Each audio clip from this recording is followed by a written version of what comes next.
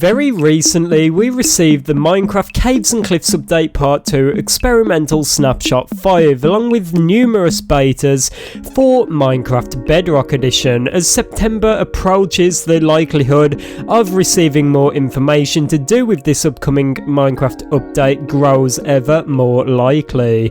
In this video, we're going to be taking a look at quite a bit of interesting information around Minecraft Parity for Java and Bedrock Edition, along with some Jungle Edge information, which I think you will all enjoy. So if you do go on to enjoy this video, be sure to drop it a like and subscribe if you're new around here for daily Minecraft videos. Be sure you let me know down below in the comments what is your favourite biome in Minecraft. But without going on for any longer, let's get right into it. Now this video is going to be another laid back one, taking a look at some information from the amazing developers at Mojang, in this video being Henrik. Now he's been tweeting out quite a little bit of interesting information since the release of the latest experimental snapshot and the latest Bedrock beta, trying to gauge what the community is thinking, asking for a little bit of feedback, and from this we can kind of gather what is actually going on behind the scenes at Mojang. All of this news is very recent, so we do not really know how it's all going to unfold yet.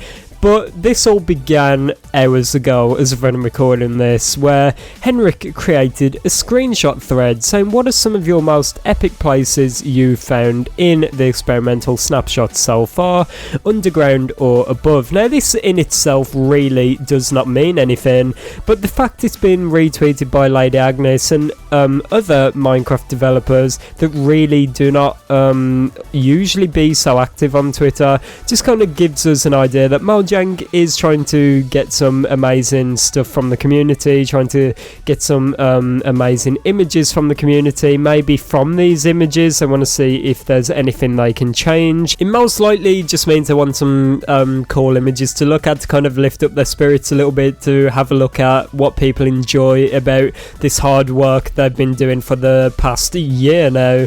But it could also be very useful for them in identifying bugs, glitches, and also identifying what they could actually change to make the terrain generation a bit more interesting. Stuff like this is always useful to look at because a lot of the time there is motives behind it and meanings behind it.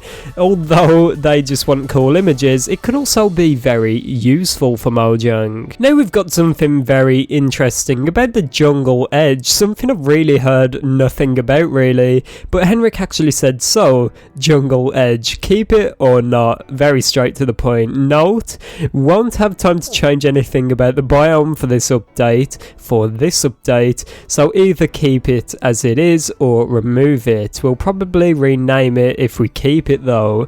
Now I pressed the no opinion one because I did not know what to choose personally, but the majority of the people out of these 12,393 people that voted, 81.9% actually said keep it. So I think it's pretty safe to say that in the Caves and Cliffs Update Part 2, we will be seeing a lot more of the Jungle Edge biome. I'm very happy about this because personally one of my favourite biomes in Minecraft and my favourite places to build is the jungle, so this is definitely good news. If you do not know what the Jungle Edge actually is, I'll just put this image on screen that was actually tweeted out by Henrik, letting people know what it is, because I think some people do not know, but it's basically kind of a flat area, a bit like a plains biome, but it's got like the jungle grass, it's got jungle trees, melons growing there. It's just a pretty cool biome in general, so I'm really glad that people decided to keep this in the game. I think one thing we can gather from all of this, what we're beginning to see now, is that Mojang is really starting to focus on the little intricacies of the update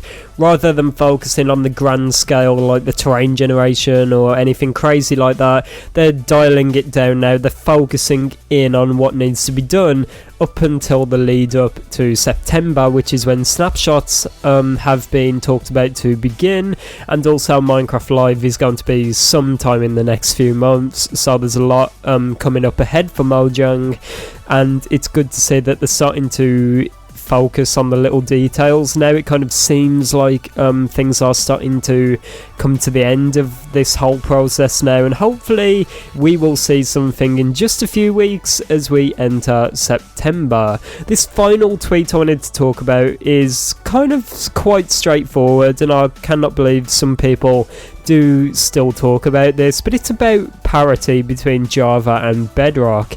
In the past, Mojang have talked about how they want Bedrock and Java to be equal. They want them to receive updates at the same time from now on, ever since the creation of Bedrock, and they want them to be basically one version of Minecraft. For some people though, it's been quite concerning, especially when we see what happened in the past where Bedrock Edition got candles later than Java, and just a few other little things like that.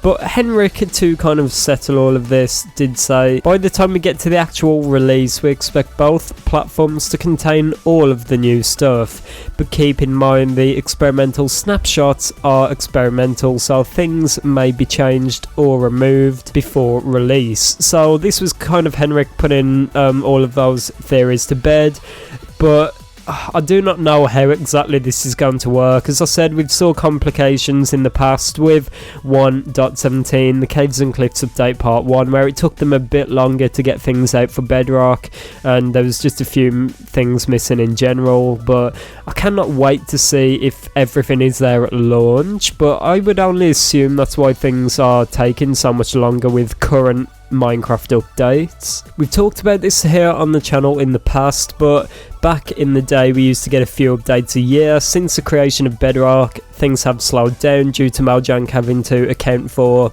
every single Bedrock console at the same time as Java. It's a lot more of a slow process now, a lot more complicated, so I would assume that everything from the Minecraft Caves and Cliffs update part 2 will be there for Bedrock Edition at launch.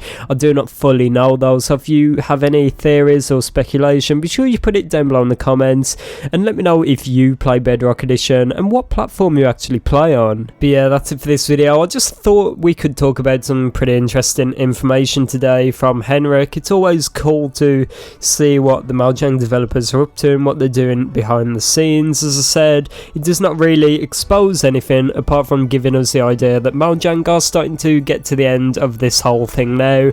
It just seems like they're dialing things down, focusing on the intricacies of the update, the smaller things. We've heard King B Dogs talking about the Deep Dark and the Wardens specifically. Heinrich's been talking about the terrain generation and focusing down on the specific things. So it's definitely interesting to hear all this. Let me know what you think down below in the comments. But it's been me, ItzJhief, everyone. Go and play some Minecraft. Have an amazing day and I'll see you all tomorrow. Goodbye.